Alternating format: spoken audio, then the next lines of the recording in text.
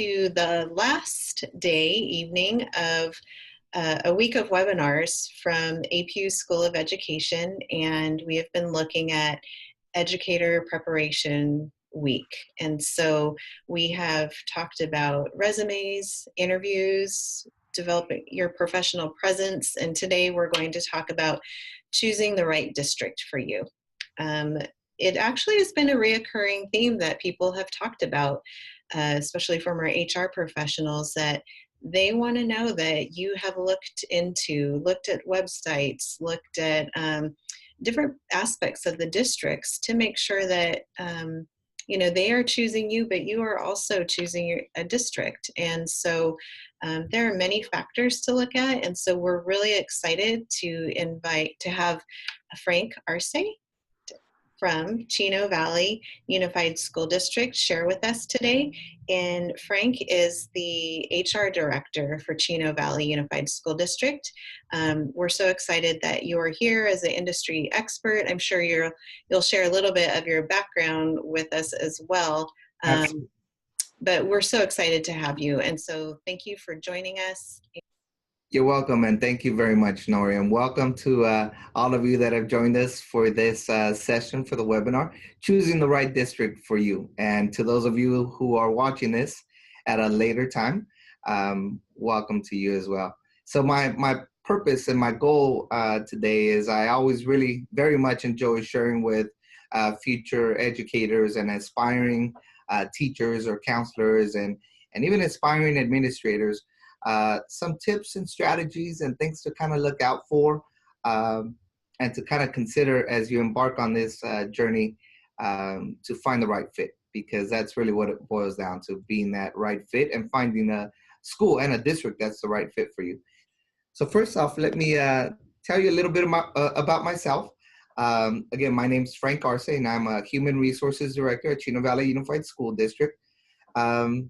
And I actually started off as a teacher about 19 years ago. I started off as a high school teacher, did that for about 10 years, and about half of that time coached at the high school level, which was an amazing experience. Loved it so much. Actually loved it so much that I actually ended up going into my first administrative position as a Dean of Students and Athletic Director. That was a fun job. Did that for a while, and got to work with coaches and athletes, and became an assistant principal soon after that. I was fortunate enough to be an assistant principal at the high school and the middle school level before I became a principal. And I was a high school principal for 3 years at Heritage High School, which is a part of the Paris Union High School District. And now I am here as Director of Human Resources for Chino Valley Unified. So hopefully that'll give you some context into kind of where I'm coming from, what my experiences have been. And I've gotten a chance to see people work at multiple different grade levels and different subject matters. And I think that's some of the things that I've seen that sort of stand out in terms of preparing. Hopefully those things will resonate as I share some things with you today. So let's get started here. I want to first talk about finding jobs and the experience of actually finding jobs, because I hear a lot of people talk about, I'd like to be a teacher, or I'd like to be a counselor, or I'd like to be a school psychologist or something. But it's sort of mystical for a lot of people sometimes how to go about finding that kind of job and where you start. Well, most of you have probably heard about EdJoin, and if you haven't yet, EdJoin is a place where you go online and you can do some searches for a kind of job that you would like. And one of the things that I like to always point out is that you could do a couple of different searches, and you could do searches. You could do an advanced search by job type. So if you want a specific, I want to look for a social studies teacher, I want to be a middle school counselor, you can do that. But you can also look by region. And when you go in and search by region, you look by the county, you look into the district. Maybe you have a district in mind and you want to look at what those openings are. So you can do that as well. But here's some things to really pay attention to as far as doing your research and going into EdJoin. You want to pay attention to a few things. You want to look at salary range because that will tell you, kind of give you a sense of where you'll start if you're new to teaching or new to the position you're applying to. But if you're also got some years of experience behind you, you look at that salary range because there's always increases per year in step and column, and those are actually delineated in the contract. So kind of give you a sense of, based on my experience and based on how many years I've done this, or my credits, whether or not you have a BA plus a master's or a master's plus this amount of credits, that'll give you a sense of where you'll start on the salary range. And let's be quite honest, I know when I started teaching, salary was absolutely important to me. And so that's one of the things you probably want to pay attention to. The other thing is contractual days. Believe it or not, those vary depending on what district you're at. You could end up being on a contract where you work 185 days, or on a contract where you work 187 days. So take a look at those things, and also pay specific attention to the requirements of the position. A lot of the times, specific credentials are looked for. A lot of the times, the requirements are not necessarily listed as requirements, but they're listed as things that would be preferred in screening you in for an application, or for an interview, I should say. Now, in terms of career fairs, these are very exciting to me because career fairs are an opportunity to meet people. And I actually always tell folks these are opportunities to show up ready for an interview. We want future educators to come into those career fairs being prepared to be told, hey, how about you come to the site here and we chat a little bit more? Because many times when we go out there as districts and we're trying to recruit folks, we actually have some openings in mind, and we can anticipate vacancies, and all of those things really depend on enrollment projections, and we could see ahead that we're going to be looking for math teachers or English teachers or special ed teachers. And so sometimes we're showing up in spring, in early spring, to a career fair, and we're really very much willing to secure those positions already. So I highly recommend that you show up and that you dress professionally, that you have resumes and generic letters of interest in place. And what I mean by generic letters of interest is that you be broad enough to make sure that you are someone of interest to a variety of districts and a variety of different schools, and that you market yourself as someone that would stand out. In those career fairs, we're really looking for that person that stands out. There are times where we'll see hundreds and hundreds of future educators coming through those career fairs. So sell yourself and make sure that you're able to market yourself on that one-on-one.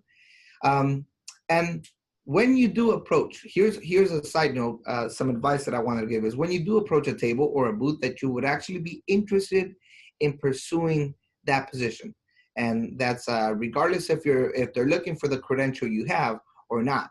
And in essence, what I mean by that is to put it plain and simple as possible is don't waste your time and don't waste the district's time. In essence, what you want to do is say, this is someone I'm interested, this is a district I'm interested, and you should be interested in me, and here's why. And so go in there with that mentality, and I can assure you that you will absolutely stand out. So I wanted to talk about those kinds of things. I also wanted to share with you that it's very important that you do your research in terms of the district, the school, and those openings there. And it's important because as you do your research, you might find out that's not a right fit for you. You might find out, in looking at the community or in looking at the needs of that district, or in looking at the situation sometimes of that particular district, because let's speak honestly here, it could be fiscal situations, it could be governance situations going on. You may or may not want to be a part of that district. But it's also important because when you do have that interview and you do land that opportunity to make an impression, you want to show that you've done your research and that you know about the district. And so you can use resources like going to the district website first and foremost. If you do find out that the job opening is for a particular school, and you can do that, by the way, you can call human resources and say, hey, I noticed this job posting. I'd like to know, is it for a specific school or is it for a pool of multiple schools? And the reason is the more you could sort of focus those goals and focus that attention to speaking about that specific school or that specific district's mission, vision. The more you could frame your letters and customize your letters of interest to reflect that you know that and that you understand that, the more appealing you would be in terms of getting you screened in for an interview. So consider all those factors, because you have to consider the vision, the goals, the demographics of the district, and several different things in looking for the right fit and in doing your research. So let me talk a little bit now about selling yourself. I did mention that. I talked about marketing yourself and being sure that you make that good impression. So let's talk about two categories here. One is the pre-interview stage, or two phases here. The pre-interview stage. So some tips to look out for is make sure that you highlight some key points in your resume. Make sure that your resume, when somebody looks at your resume, they can very quickly spot that it really matches up to those qualifications and those desirables and those different factors that are mentioned in that job description. What I recommend is that you literally print out the job description and put it right next to your resume and say, do I match up with some of the things that are outlined here? I think that would be a very smart thing to do. The other thing is the letters that you submit as recommendations. They actually say a lot about your network. The letters and who you're able to get letters from say a lot about how much you've actually put yourself out there and how much connections you've made to folks who might work in this field. So I highly encourage you to be sure to include letters from people in the professional field, in terms of folks at colleges that you've had interactions with. You may have at some point either volunteered or done some substitute teaching or done some student teaching at a place, and you want to make sure that you include letters from professionals there, including teachers and counselors. But you also want to make sure that you try to see if you can have some administration vouch for you and say that, these people can put their hands to fire for you in terms of you being a successful educator. Nori did mention that there's been a mention about this already throughout this week. So I just wanted to remind you that social media and digital footprint is important. And it's important to make sure that when people look you up, and if you Google your name, or if you go on YouTube and try to find, here's this applicant we're looking at or something, that you have a professional social media and digital footprint. And I'll be the first one to admit, we all like to have a lot of fun. And I'm absolutely okay with that, but make sure you never put yourself in a situation where, something that's out there about you, or a statement or statements or some kind of, image or something might come across and make a negative impact on whether or not you have an opportunity to secure a position. Your interest letters absolutely make a very good impression, or can make a very bad impression about you. I would always advise folks to show that passion and show that hunger to get that position in your letter. Make sure that it's important for me to mention that people who screen in applications actually do read these letters. I wanted to mention that because I know that for many years, I was of the mindset, you know what, it's so much paperwork. I doubt that people actually read them. I can assure you we read them, and you can clearly see who is actually writing a letter that's tailored for that position and is interested in that specific position, and has mentioned some qualifications that really make this person stand out. So consider those things pre-interview. Now about the interview, because that's actually one of my favorite topics to talk about. First and foremost, I would always encourage you, regardless of whether you think, you know what, this job is something I might like, this job is something I may not like, or this job is probably secured for somebody else already. Once you applied and you got an interview, you have to walk into that interview like it's your job. And you're gonna show the positivity, and you're gonna come in and you're gonna stand out, and you're gonna shine, and you're gonna make it very difficult for a panel to say no to you. So be very positive, stand out, and shine I always encourage folks, show your personality, and it's okay. Believe me, I understand it's a process where there's a lot of anxiety, a lot of nerves, um, um, and maybe even some fear. But you've got to go in there knowing this is my opportunity, this is my time to shine, and I'm going to be very positive and show that those qualities about me and convince you that I'm the person for the job. Please be sure when you're asked questions, and typically a lot of districts nowadays, we post the questions right in front of you. So you get a chance to review those questions as you're being asked. Please be sure to answer all parts of the questions. That's a tip that I would give you. Sometimes it's questions that involve 2 or 3 components. So be sure to address all parts of those questions. You'll see that people are taking notes on those things and what it is that you mentioned, but always end with a personal touch on each one of those questions. So say you get a question on a classroom management issue and, give us 3 strategies that you would implement. You make sure that you indicate what those 3 strategies are, and now you've covered your bases in terms of answering all parts of the questions.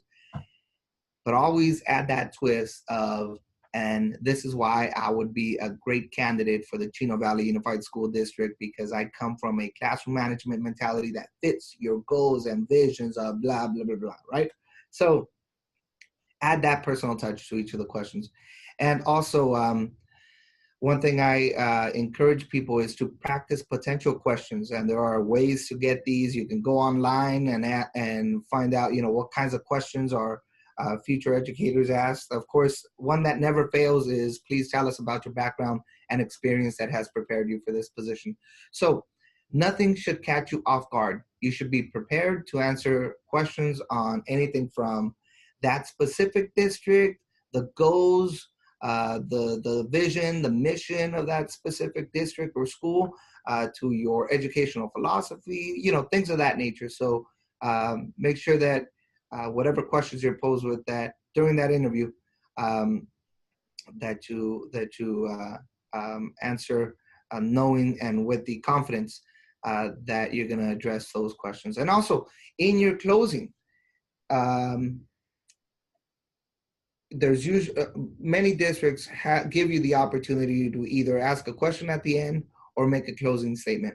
I'm always going to recommend that you make a closing statement. As a person who is now in a position where I've gotten the opportunity to see a lot of folks interview, and I've interviewed myself for various different positions as well, I think that it's very important that you leave a lasting statement at the very end, that you say something in closing as a wrap up that says, this is why I'm the best candidate for this position, and remember me. Really, that's what you want folks to be able to do.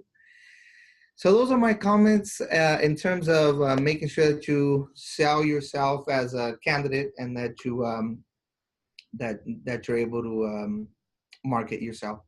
In terms of finding the right match, some of the things I alluded to already, does this district or does this school really serve your mission, and does it serve your own personal needs? Some people want to work with a specific group of students. Some people want to work in a specific community. It's important that you do your research on the school and the district and see what the culture is. And it's actually very important that you see it yourself, and that you actually all the time, that when you interview for a position, that you um, that interview not be the first time that you step foot in that community. The goal is, you're familiar with the community, you've done your research on it, but you've also gotten a chance to go out there and visit, and maybe even see some of the schools, and drive around the community and be able to reference that in an interview, actually. So the right match is important, and it involves all of these components. So one of the things I mentioned was confidence, right? And I'm giving you, or I'm sharing here with you, and I'm sorry, maybe I should have told you ahead of time, I think, but these are some links that you might want to make a note of, or if not, just take your, if you don't want to jot down the URL address there, just take your phone if you've got that QR code reader, and snap a picture of it. And this is a link to a nice little, it's kind of a comical video on the importance of finding your why. So I think the confidence, the people that could best really exude a level of confidence in an interview are those people that really have a passion that drives them, that really have a why. And this is why I love to do what I do, and this is why I want to do this, and this is why I'm pursuing this opportunity. So because we're kind of limited on time here, I do have a couple of videos, but I'm not going to show them here. But I hope that you're able to take down the link here, and at your leisure time, take a look at this video that'll help you really get an understanding of, really going from our what do we want to do to why is it that we want to do that. So that's a little share out that I wanted to give with you in terms of confidence. I was asked to speak a little bit about substitute teaching and making that journey through substitute teaching. And here's a couple of things that I thought about sharing with you all. The first is build relationships anywhere you go. If you're a guest teacher somewhere, build relationships with your colleagues, build relationships with the clerical staff, build relationships with the classified staff there.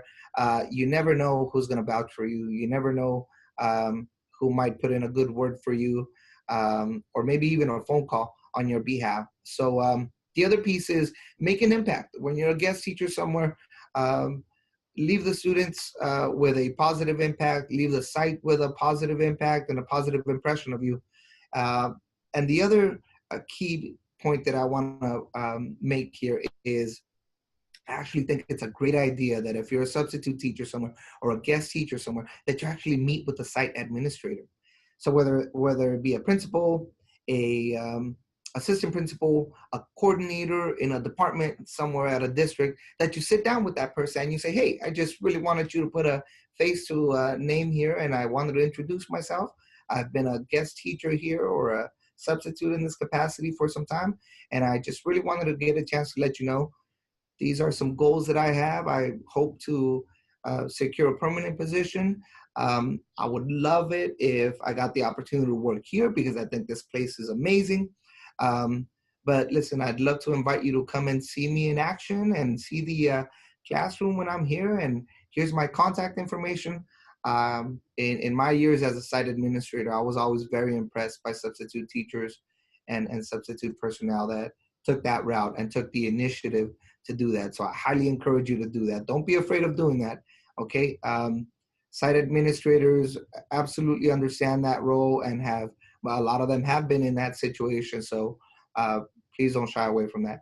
And the other piece that I'll close on in terms of substitute teaching is every day is an interview. All of your actions, whether it be positive or not so positive, that's an opportunity to put your name out there and really people get to know who you are and what you have to contribute. So every day is important, and it's important to work hard and make sure that you show up and that you follow those lesson plans, but go above and beyond.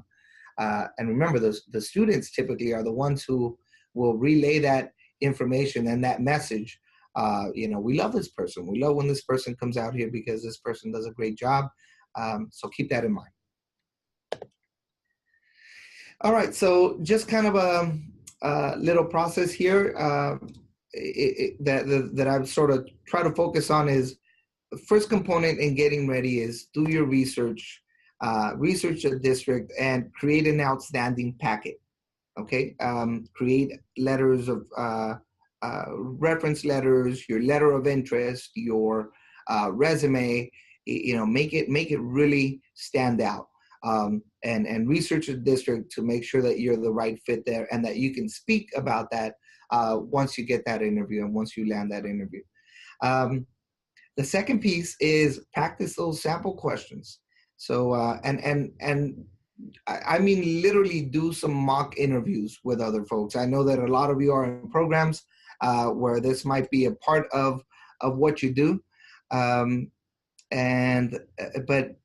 you can't really do enough of it. You can do it. You can do this on your own. You can practice questions enough where it just sort of flows naturally. All of you watching this should be able to answer the question, tell me about your background and experience that makes you a good candidate for this position, like that.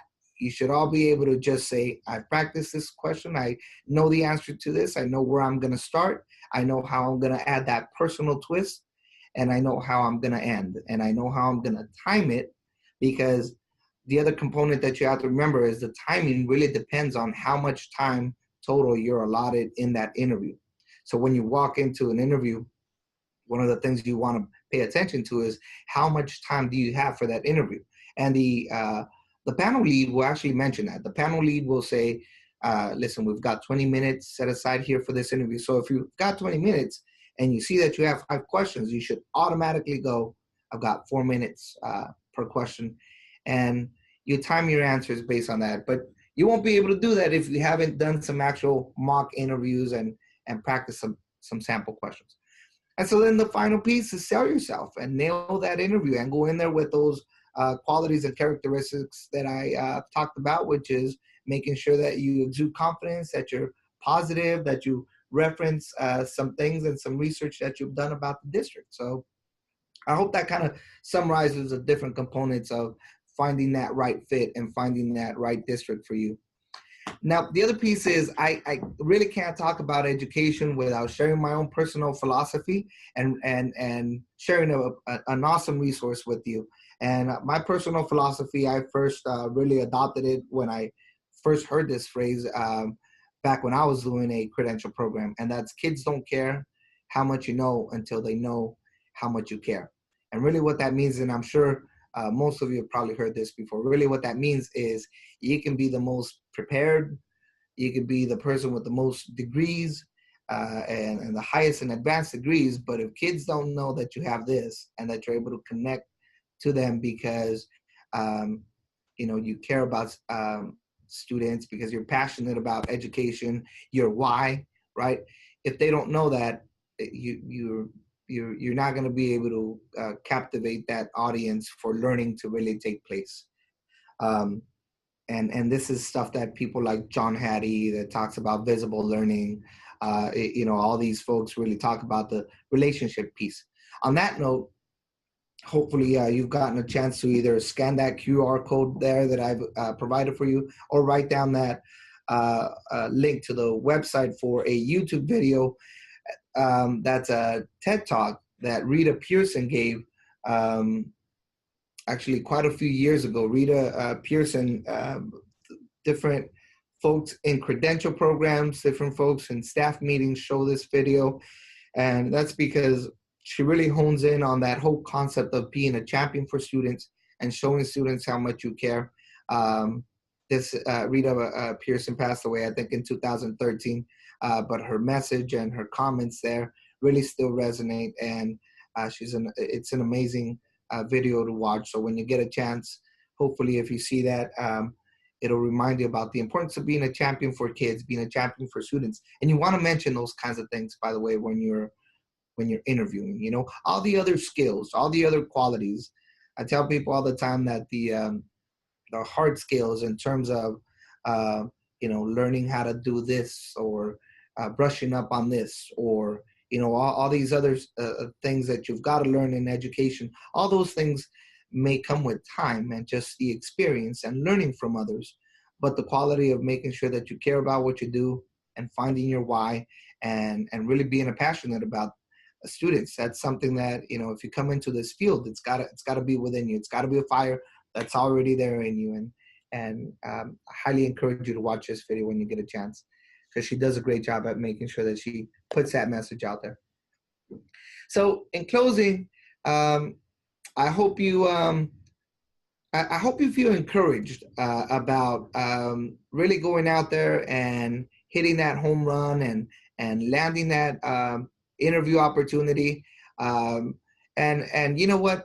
Once you land that interview opportunity, if you're not selected for that position, something that I'd like to tell you is don't be discouraged by that. That just means, it wasn't necessarily the right fit at that district, but there are over 10,400 schools in California. There is a place for you, especially with schools and districts growing in enrollment, uh, needs growing in terms of you know needs for students on IEPs or EL students. So there's always a need for teachers. So please don't get discouraged if you don't land an interview. But I hope that you're encouraged about the opportunity to go out there and practice those skills to really sell yourself and find the right fit for you. Here's why I think education is important and going into this field is important, and I encourage all of you to pursue this goal. I think it's a very rewarding job. I think it has a lot of intrinsic and extrinsic value to it, but there's nothing like seeing that aha moment in a child, and there's nothing like really making a difference and seeing learning taking place. It's really something that drives a whole lot of us. The other piece is building relationships, and when you build relationships with your colleagues and you build lasting relationships there, and you support students and you see them get through their K-12 education and then come back and say you were great and thank you, and you build some very positive relationships there, and that's something that is very unique in what we do in education. The other piece is actually education and going into jobs like teaching and counseling. They're great for family time.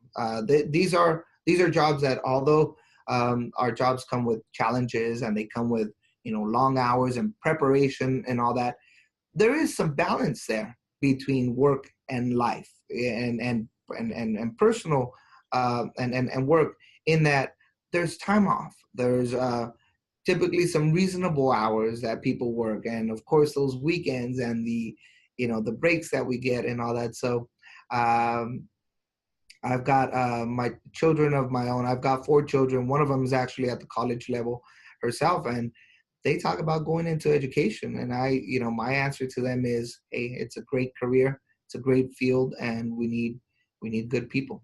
We need great people. So that's really what I wanted to close with those my impression of or my stance on why education is a great field. With that, I wanted to say thank you very much for being a part of this webinar and hear me sort of speak on my advice and my tips on really finding that right fit for you and pursuing that opportunity. Feel free to write down my email here. I'm at frank_arce@chino.k12.ca.us.